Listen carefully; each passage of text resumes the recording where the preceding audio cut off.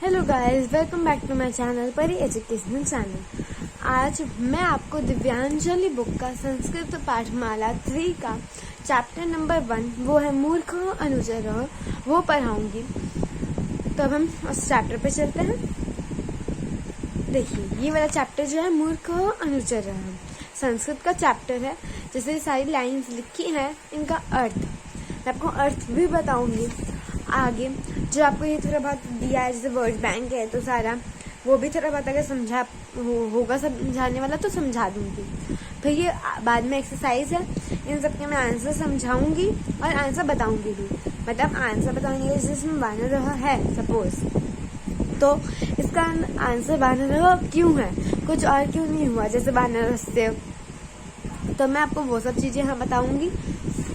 इस सारी एक्सरसाइज में आपको ऐसे साथ करा दूंगी। ये थोड़े इंपॉर्टेंट कुछ बातें हैं जो नीचे लिखी है, ये भी मैं आपको समझाऊंगी जब हम करेंगे। एक क्वेश्चन है ये 5th वाला, इसमें हमें क्वेश्चन फॉर्म करना है, तो उसके लिए कुछ इन्फॉर्मेशन है तो मैं आपको ये भी समझाऊंगी। तब हम शुरू करते हैं। और हाँ, इस बार मुझे वीडियो डालने में थोड़ा टाइम लग गया क्योंकि अभी हमारे स्कूल चल रहे हैं, तो हमें थोड़ा दिक्कत होती है वीडियो बनाने में। ओके, तो अभी मैं आपको ये चैप्टर पढ़ाना शुरू करती हूँ।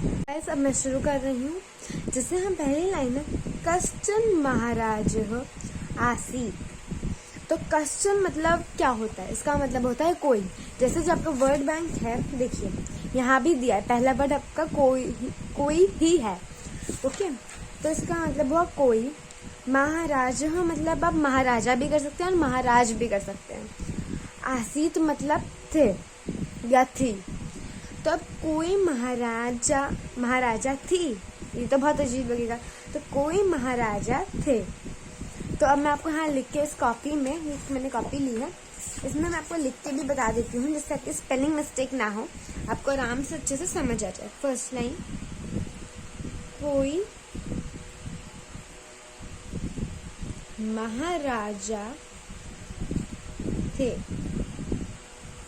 मैंने यहाँ थोड़ा बड़ा बड़ा लिखा जिससे आपको अच्छे से दिख जाए और अच्छे से समझ आए। देखिए, कोई महाराजा थे, ये हुआ हमारा अर्थ पहली लाइन का, जो चैप्टर की पहली लाइन है। यहाँ ऊपर आप हेडिंग डाल सकते हैं, अगर आपको मेरे साथ लिखना है तो आप लिख सकते हैं, आपको बहुत अच्छे से समझ आएगा उससे। अब देखिए, मैंने पहले हेडिंग डाल दी और अब ये पहली लाइन का अर्थ लिखा। तस्य प्रासादे एक वानर अवसत।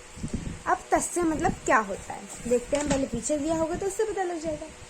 अब देखिए, अब आप कहेंगे हाँ तो कहीं है नहीं, अब हम क्या बोले तस्य का मीनिंग। पहली लाइन की बात तो नहीं दिया, बट देखिए आप बाद में उस तस्य का वर्ड दिया है किसी और जब सेंटेंस में आ रहा होगा। तो तस्य मतलब यहाँ लिखा उनका, तो उनका अब यहाँ थोड़ा चेंज होगा, उनके होगा, क्योंकि सेंटेंस के हिसाब से थोड़ा बहुत चेंज होता है।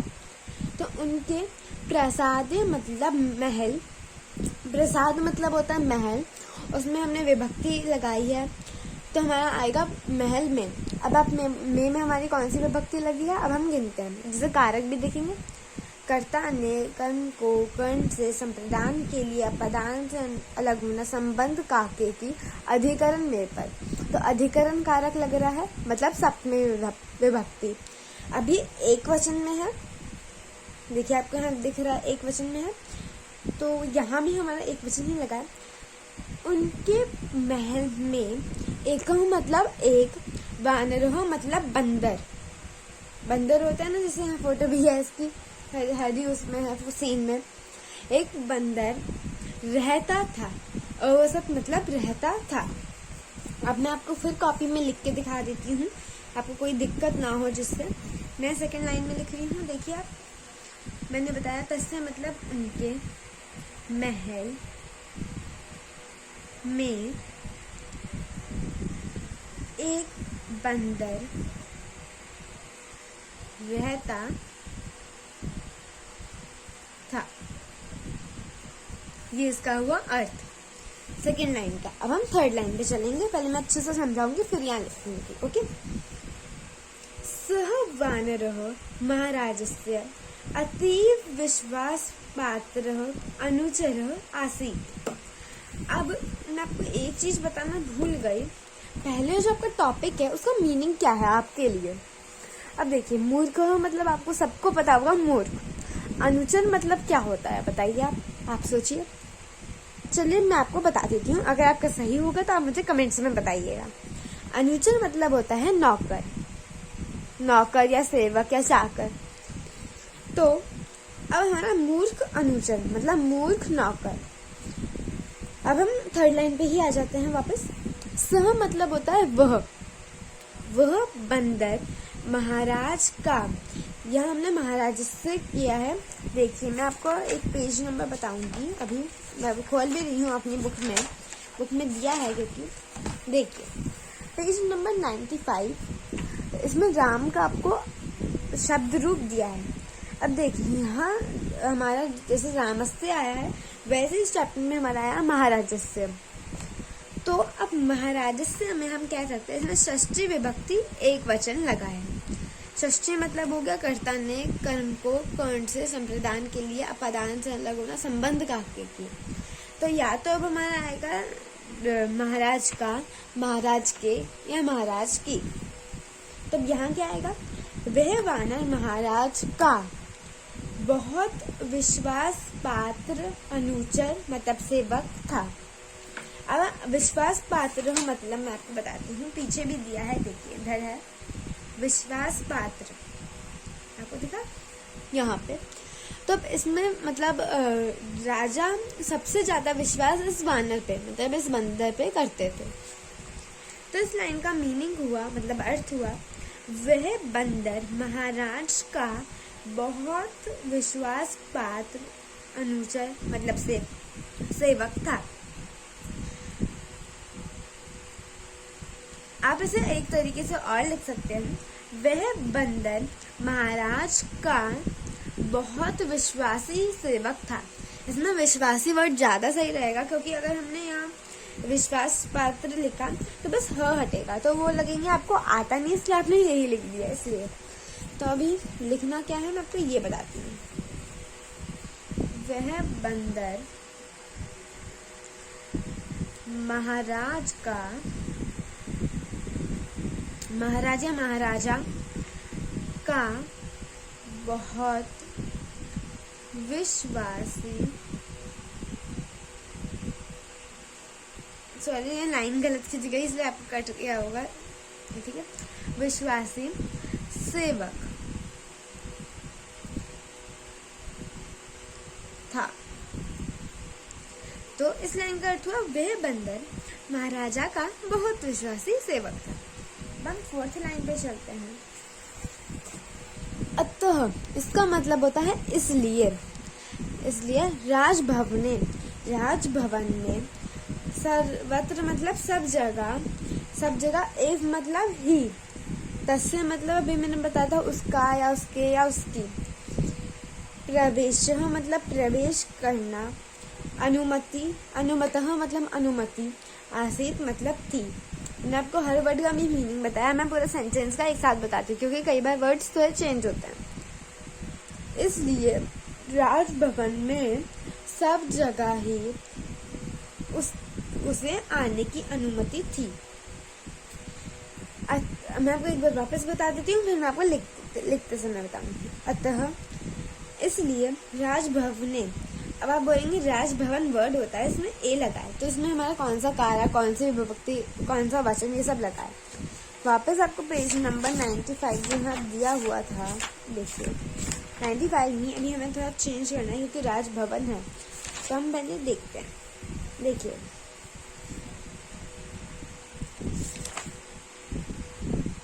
हाँ, इसमें आपको 99 पेज नंबर खोलना है। इसमें आपको यहाँ देखिए फल का हमारा शब्द रूप है। इसमें जो सप्तमी विभक्ति एक वचन है, एक वचन मेरा सप्तमी, फल ए है। फले और राजभवनी इन दोनों में सेम विभक्ति, सेम वचन और सेम लिंग है। तो अब ये फले है तो वहाँ राजभवन नहीं हुआ। अब राजभवन तो मतलब आपको पता है जैसे राजभवन होता है, अब उसमें एक ही मात्रा लगी तो किस कारक को करती है। अभी हम मैंने बोला सप्तमी, तो हम गिनते हैं। कर्ता ने कर्म को कर्ण से संप्रदान के लिए पदान से अलग होना, संबंध का की अधिकरण में पर, जो या तो राजभवन में या राजभवन पर। अब इस सेंटेंस के हिसाब से जो मेरा सेंटेंस था यहाँ पे देखिए, इस हिसाब से यहाँ होगा राजभवन में, इसलिए राजभवन में सब जगह ही उसे जाने की, उसे प्रवेश करने की अनुमति थी। अब मैं आपको जल्दी से लिख के बता देती हूँ। देखिए, इसलिए राजमहल में सब जगह ही उसे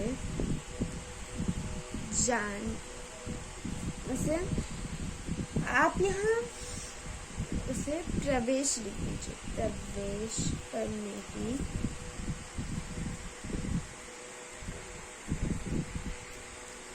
अनुमति थी। आप इसे एक और तरीके से लिख सकते हैं, बट वो थोड़ा और अलग हो जाएगा। इसलिए राजमहल में सब जगह ही उसे आने की अनुमति थी। आप ऐसे भी लिख सकते हैं और यहाँ जो लिखा ये भी कर सकते हैं। अब ये पहला पैराग्राफ मैंने आपको पूरा बता दिया। मैं इन सबका एक साथ मीनिंग बताती हूँ। देखिए, कॉपी भी है यहाँ, ये भी खोल रखिए बुक। कश्चन महाराज आसीत, कोई महाराजा था। उनके महल में एक बंदर रहता था। वह बंदर महाराज का बहुत विश्वासी सेवक था, इसलिए राजमहल में सब जगह ही उसे प्रवेश करने की अनुमति थी। ये आपका पूरा फर्स्ट पैरा हो गया। ये पूरा यहाँ से यहाँ तक पैरा 1। अब हम चलते हैं पैरा 2। देखिए ये वाला, ठीक है। एकदा महाराज शल्यकस्य स्वपिति सन। अब इस लाइन का अर्थ क्या है, पहले मैं आपको अच्छे से समझाती हूँ, फिर मैं कॉपी में लिखूंगी, तब आप वापस समझिएगा। अगर आपको कोई भी डाउट हो तो आप कमेंट में मुझसे पूछ सकते हैं, मैं आपको जरूर आंसर दे दूंगी। हो सकता है कि 1-2 दिन लग जाए, क्योंकि कई बार मैं देखती नहीं हूँ, तो इसलिए थोड़ा कई बार टाइम लग सकता है, बट मैं आपको 1-2 दिन में आंसर दे दूंगी। 1-2 मतलब एक बार। महाराजा मतलब महाराजा। शल्यकस्य इसका मतलब होता है सोने के रूम, मतलब हमारा हो गया, अगर हम इंग्लिश में कहें तो हम इसे बोलते हैं बेडरूम में। इसके सोने के कमरे में सो रहे थे। इतनी लाइन का ये अर्थ हुआ। एक बार महाराजा सोने के कमरे में सो रहे थे। अब देखिए, जैसे यहाँ है स्वपिति सन, इसका मतलब है सो रहा था। शल्यकस्य इसका मतलब है शयन कक्ष में। शयन कक्ष में भी लिख सकते हैं और सोने के कमरे में भी लिख सकते हैं। अभी हमारी हिंदी चल रही है, इसलिए आप इसे सोने के कमरे में ही लिखिएगा, ओके। तो एक बार महाराजा सोने के कमरे में सो रहे थे। अब हम यहाँ कॉपी लेते हैं, कॉपी में भी तो लिखना है अब हमें। चलिए आप भी लिखिए और मैं भी लिखती हूँ। एक बार महाराजा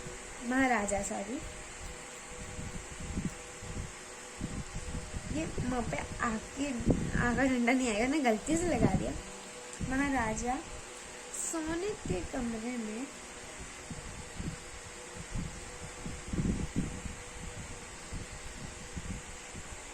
सो रहे थे। इस लाइन का अर्थ ये हुआ। अब जो इसमें सेकंड लाइन है, इसकी बात हो रही है। सॉरी। हाँ, वानरः अपि तत्र आगत्य महाराजस्य समीपे एव उपाविशत् व्यजनेन च विजनं प्रारभत। अब आपको इसको पढ़ के कुछ भी मीनिंग समझ नहीं आया होगा, है ना। अब मैं आपको समझाती हूँ एक एक वर्ड करके। वानरः मतलब मैंने अभी आपको इसलिए बताया बंदर। अपी मतलब होता है भी, ये एक अवयव है। इसके साथ अगर हम स्त्रीलिंग लगाएं, चाहे नपुंसकलिंग चाहे पुल्लिंग, सब में ये वर्ड अपी ही रहेगा। वानर भी, तत्र मतलब वहाँ, आगत्य मतलब आकर, महाराज जिससे। तो अभी जैसे मैंने 95 पेज पे खोला था, देखिए महाराज से षष्ठी लगी है, तो या तो होगा महाराज का या के या की। तो यहाँ वानर भी वहाँ आकर महाराज के समीपे मतलब पास, पास में, एक मतलब ही, उपाविशत मतलब इसका होगा जैसे इस सेंटेंस के हिसाब से तो वो आके बैठ गया, उपाविशत मतलब आके बैठ गया। अब आगे इसमें च बाद में लिखते हैं संस्कृत में, लेकिन जब हम हिंदी कर रहे हो तो ये पहले बोला जाएगा। तो आके बैठ गया। और व्यजनेन मतलब होता है पंखे से, यहाँ लिखा भी है, पंखे से हवा करने लगा, पंखे से हवा करने लगा। जो आप और बाद में मत बोलिएगा कि पंखे से और हवा करने लगा, ये और पहले आएगा, ठीक है। तो इस पूरी लाइन का मीनिंग हुआ बंदर भी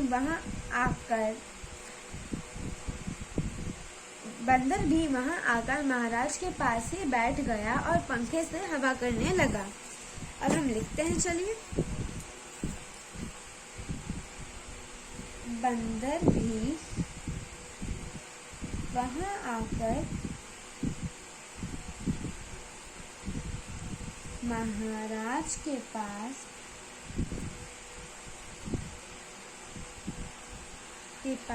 ही बैठ गया और पंखे से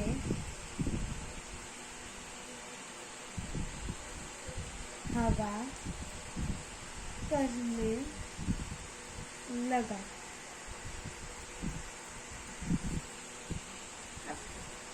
अब हमारा पैरा 3 आ जाएगा। अब मैं आपको पूरे पैरा 1 और पैरा 2 का एक साथ एक कहानी के रूप में अर्थ बताती हूँ, जिससे आपको समझ आएगा अच्छे से, बहुत अच्छे से आ जाएगा। यहाँ कॉपी खोल लेते हैं हम, जिससे आपको मीनिंग भी साथ साथ दिखता रहे। यहाँ से मैं पढ़ूंगी नहीं है पूरा, मैं बस हिंदी बताऊंगी सही से। कोई महाराजा था, आप ये बोलेंगे कोई महाराजा थे, क्या बोलेंगे? तो हाँ होगा, कोई महाराजा थे। उनके महल में एक बंदर रहता था। वह बंदर महाराजा का बहुत विश्वासी सेवक था, इसलिए राजमहल में सब जगह ही उसे आने की अनुमति थी। एक बार महाराजा सोने के कमरे में सो रहे थे। बंदर भी वहां आकर महाराज के पास ही बैठ गया और पंखे से हवा करने लगा। अब आपको ये अच्छी सी कहानी लग रही हो, और शायद हो सकता है आपने पहले पढ़ी भी हो। जैसे जब ये चैप्टर मैंने पढ़ा था तो मुझे पता था ये कहानी मैंने पढ़ी हुई है, क्योंकि ये सेम कहानी हमारे हिंदी में आई थी, और ये पंचतंत्र की कहानियों में भी होती है बहुत बार। चलिए अब हम आगे, हाँ इस पेज पे चलते हैं। यहाँ जो पैराग्राफ है, अत्रांतरे महाराजस्य वक्षस्थले एका मक्षिका उपाविशत। अब ये जो वर्ड है इसका अर्थ हम पीछे देखते हैं, अगर है तो ठीक है, नहीं तो मैं आपको बताऊंगी। यहाँ है, देखिए, इसी बीच महाराज के वक्षस्थले, इसका मतलब होता है छाती पर एक मक्खी आकर बैठ गई। बैठी भी कह सकते हैं। अब हम आपको लिख के दिखाते हैं, चलिए। कॉपी निकाल लीजिएगा आप भी अपनी, और यहाँ लिखिए, पहला लाइन लिखिए। इसी बीच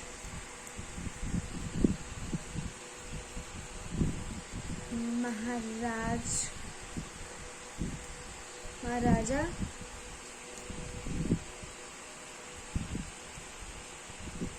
यहाँ देखिए, आप लिखिए, इसी बीच महाराज की छाती पर एक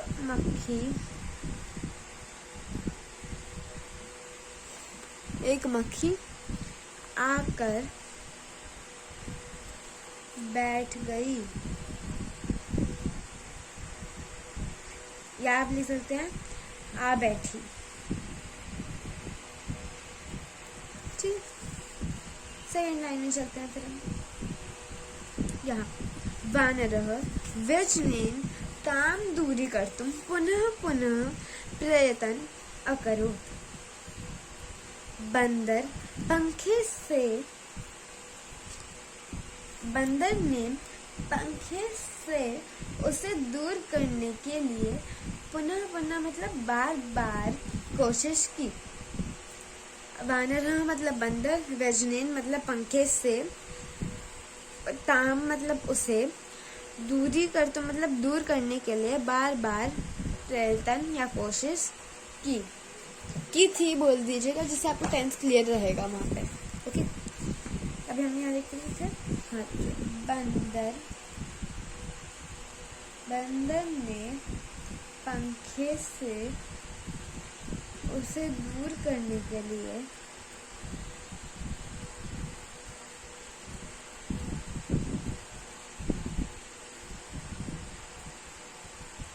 बार बार कोशिश की। दिक्कत है तो थी भी लगा दीजिए, आपको टेंस क्लियर रहेगा। थी मतलब पास्ट टेंस, ठीक है।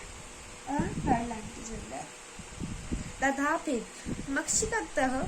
ततः दूरम न गता, तब भी मक्खी वहां से दूर नहीं गई। तब देखिए, तथापि 2 वर्ड से बना है, वो 2 वर्ड है, मैं आपको 2 वर्ड बता देती हूँ। तथा प्लस अपि, संधि है, यहाँ आ की मात्रा है, मतलब यहाँ आ है और यहाँ अ है, तो इन दोनों को जोड़ेंगे तो बन जाएगा तथापि, ठीक है। तो इसका मतलब हुआ तब भी, एक मैं यहाँ लिख देती हूँ, तब भी मक्खी वहां से दूर नहीं गई। ओके, आपको इतना क्लियर होगा। अब हम चलेंगे नेक्स्ट पैरा 4, फिर मैं आपको पूरी कहानी एक बार आराम से सही से समझा दूंगी। तदा सः मूर्खः वानरः अतीव क्रोधितः अभवत्, खड्गेन च महाराजस्य वक्षस्थले प्रहारम् अकरोत्। अब इसका मतलब क्या हुआ? ये तो बहुत बड़ी लाइन है आपके लिए, जो अभी जिसको नहीं आता उसके लिए तो बहुत डिफिकल्ट हुआ। अब मैं आपको इजी में आपको इस सारे वर्ड्स की मीनिंग बताऊंगी, तो आपको बिल्कुल इजी से आ जाएगा इसका सेंटेंस क्या होगा। तदा मतलब होता है तब, सह मतलब वह, मूर्खः मतलब मूर्ख, वानरः मतलब बंदर, अतीव मतलब बहुत, क्रोधितः मतलब क्रोधित, अभवत मतलब हो गया, खड्गेन मतलब तलवार से, च मतलब और, महाराजस्य मतलब महाराज का या के या की, वक्षस्थले मतलब छाती पर, प्रहारम मतलब प्रहार, अकरोत मतलब किया, मतलब वैसे किया ही होगा। चलिए, तब वह मूर्ख बंदर बहुत क्रोधित हो गया और तलवार से महाराज की छाती पर प्रहार किया। तब मैं यहाँ लिखती हूँ, देखिए, तब वह मूर्ख बंदर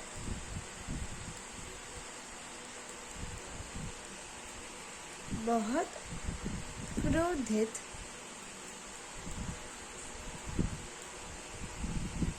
हुआ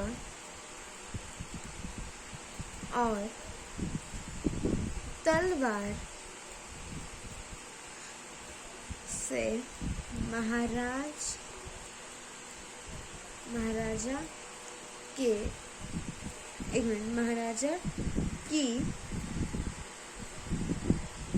छाती पर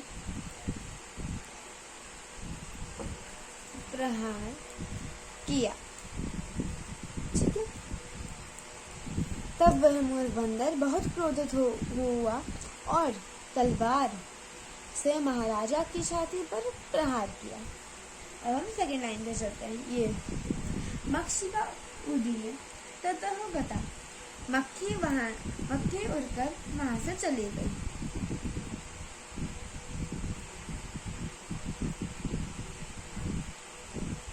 मक्खी उड़कर वहां से चली गई। इतनी कहानी मेरे हिसाब से आपको समझ आ गई होगी। नहीं आई तो आप कुछ कमेंट्स में मुझसे पूछ सकते हैं, मैं दूसरी वीडियो में आपको समझा दूंगी, या कुछ करके मैं आपको पूरा समझा दूंगी। थर्ड, खड प्रहारेण च महाराज मृत्युः अभवत्। तलवार के प्रहार से, और पहले और आता है, मैंने आपको बताया, और तलवार के प्रहार से महाराज की मृत्यु हो गई या महाराजा मर गया। और तलवार के प्रहार से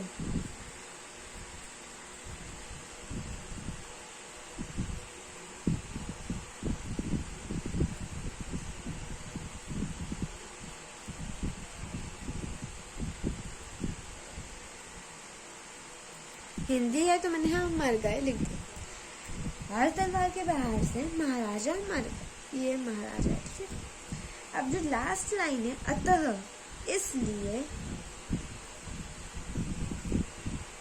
सच ही कहा है। सच ही कहा है, क्या सच कहा है? कहा गया है भी आप कह सकते हैं, सच ही कहा गया है। हाइफन इंद्र के महल में भी मूर्ख व्यक्ति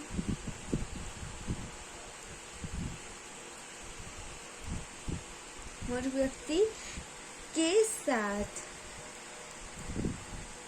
यहाँ ऊपर है, के साथ नहीं रहना चाहिए।